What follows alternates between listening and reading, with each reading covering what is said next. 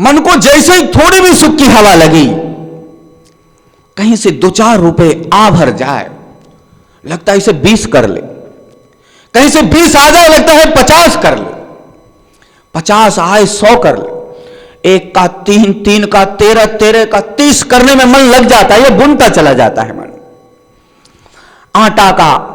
आटा से बकरी, बकरी से गाय, गाय से घोड़ा, घोड़ा से हाथी, हाथी से कारखाना, कारखाना से मकान, मकान से दुकान, दुकान से कार, यह बुनता चला जाता है। यह सोचता है इसका अंत कहां है। कहानी बनती चली जाएगी और जितनी कहानी बनती चली जाएगी उतना ही आदमी दुख के दलदल में उलझता चला जाएगा। हवा लगी नहीं कि दुख में गया नहीं, और 3 का 13 करने में दुख, अपार दुख को सहते रहो। अब 13 को 30 करने में अपार दुख को सहते रहो। और एक दिन पता चला कि अपनी ही लात लगी। एक दिन पता चला जहां से जीवन को आरंभ किया था, जहां से सुख को आरंभ किया था, वही धड़ाम से गिर गया। ना मकान रहा, ना दुकान रहा, ना घर संसार रहा, ना परिवार रहा, ना 3 का 13 रहा। जब 1 का 3, 3 का 13, 13 का 30, 30 का 300 हो सकता है, तो क्या 300 का फिर 30 नहीं होगा? 30 का फिर 13 नहीं होगा, फिर 13 3 होगा, फिर 3 1 होगा। यानी कि सुख की हवा लगी, दुख में है, दौड़ पर है, और जब सुख को एकत्रित करते गए तो सारा सुख ही खत्म हो गया। तो फिर चीख पड़ते उस भिखारी की तरह, हाँ मैं बर्बाद हो गया, मैं बिखर गया, मैं टूट गया, अब मैं मुंह दिखाने लायक नहीं। हर आदमी नंगा पैदा होता है। जो संग्रह किया यही संग्रह किया, और जो बिखरेगा यही बिखरेगा। उस भिखारी की तरह लोगों के हाथ में 1 किलो आटा लगता है, उस भिखारी की तरह। उसी 1 किलो आटा को घुमा फिराकर 3 का 13 और 13 का 30 करता रहता है यहीं पे। और जो यहीं पर संग्रह किया गया है वह यहीं पर उसका सत्यानाश भी होता है, यहीं पर मिटता है, यहीं से बना है, यहीं पर बिगड़ा है। तो जब बन रहा था तब सुख की आस थी, तो सुख की आस में मन दौड़ा जा रहा था। और थोड़ा संग्रह कर लो, और थोड़ा संग्रह कर लो, अभी सुख नहीं मिला, और थोड़ा संग्रह कर लो, और थोड़ा संग्रह कर लो। और जब संग्रह हो भी नहीं पाया ठीक से कि सब कुछ सत्यानाश हो गया। यह आदमी के जीवन में घटित होता रहता है। जिसको तुम बनाओगे तो क्या सोचते हो कभी बिगड़ेगा ही? अरे इस प्रकृति का नियम है, जो बनता है वो बिगड़ता है, जो उठता है वो गिरता ही है। मन उठा मन गिरेगा, जो मन उठे नहीं तो फिर गिरने का सवाल नहीं। जो मन में सुख की हवा आए ही नहीं तो फिर पतन का कारण भी नहीं बनता है।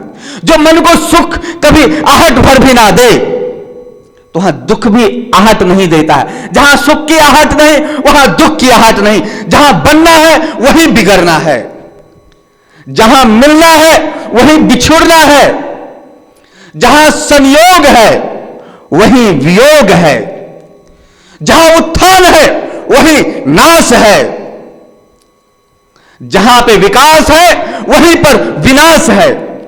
पर ये बुनाई मन मानता नहीं, सोचता नहीं कभी विनाश हो ही नहीं सकता, कभी नष्ट हो ही नहीं सकता।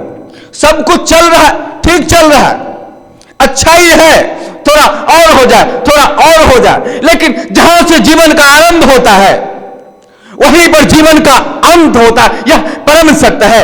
कहते हैं एक जंगल में एक संत तपस्या करते थे और वहां पर एक चूहा दौड़ता दौड़ता संत के पास आता है और त्राहिमाम करने लगता है, जोर जोर से चीखने लगता है।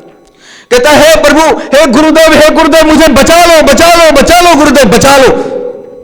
संत ने आंखें खोला और चूहा को देखते हैं और कहते हैं अभय हो जा, डर मत, तू संतों के पास आया है, कह तुझे क्या तकलीफ है?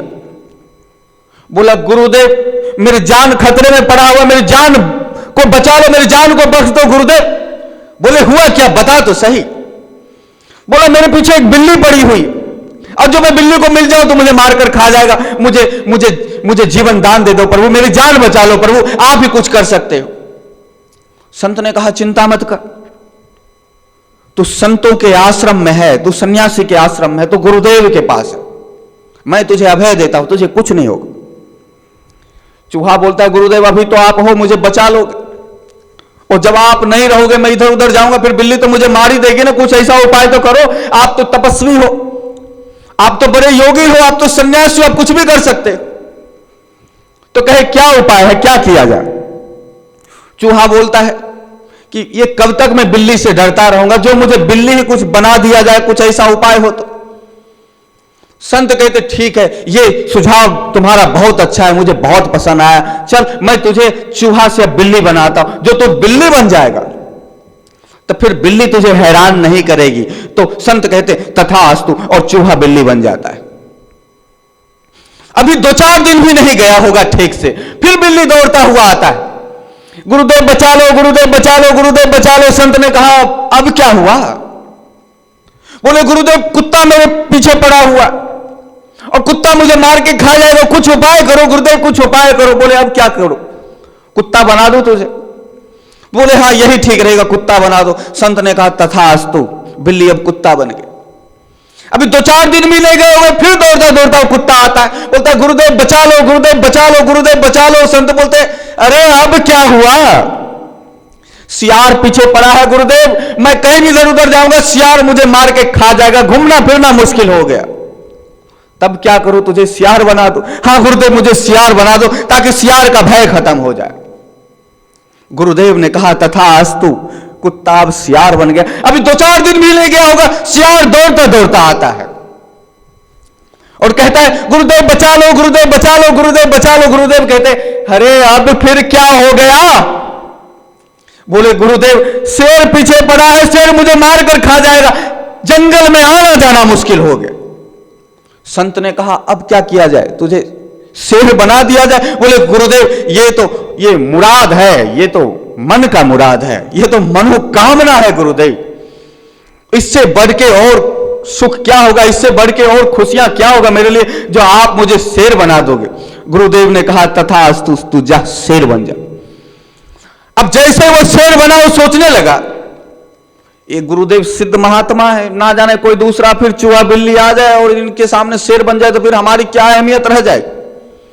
कुछ ऐसा किया जाए कि ना रहे बांस ना बजे बांसुरी, इस गुरुदेव को ही मारकर खा लिया जाए, ताकि दूसरे को शेर ना बना सके और इस जंगल में एक छत्र मेरा ही राज्य हो, एक मैं ही मालिक रहूं इस जंगल का, सब मेरे से डरते रहे। और ऐसा सोच रहा होता है और गुरुदेव को खाने के लिए दौड़ता है शेर। उसी क्षण संत कहते तू जैसा था वैसा ही बन जा, जा तू चूहा ही बन जा। वह शेर फिर चूहा ही बन गया। इसलिए आप सोचते हो कि मैं यह संग्रह कर लूं, मैं यह कर लूं, मैं वह कर लूं। जहां से जीवन का आरंभ करते हो आप, जहां से सुख की हवा लगी, आपने 3 का 13 किया, 13 का 30 किया, आप बढ़ते चले गए। आपको लगता है बढ़ते चले गए, एक समय है आप चूहा से बिल्ली हुए, बिल्ली से कुत्ता हुए, कुत्ता से सियार हुए, सियार से शेर हुए।